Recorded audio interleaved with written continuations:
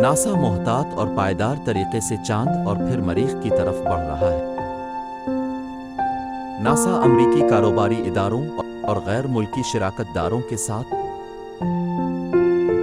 مل کر چاند پر انسانی خلائی تحقیق کو آگے بڑھائے گا۔ اگلے 10 سالوں کے اندر ناسا سائنس کو آگے بڑھانے اور قمری معیشت کو ترقی دینے کے لیے تجارتی کاروبار کے لیے بنیاد فراہم کرنے کے لیے چاند پر لوگوں کو مستقل طور پر تعینات کرنے کی امید رکھتا ہے۔ ہم مریخ اور چاند کی سطح پر دیگر مقامات پر مستقبل کے انسانی مشنوں کے لیے مشق کریں گے،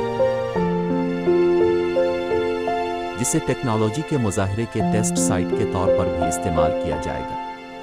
روبوٹک قمری سطح کے مشن قمری وسائل کی سائنسی تلاش پر توجہ مرکوز کرتے ہوئے تجارتی اور بین الاقوامی شراکت داروں سمیت مشنوں کے منفرد امتزاج کے ذریعے 2020 کے اوائل میں شروع ہوں گے۔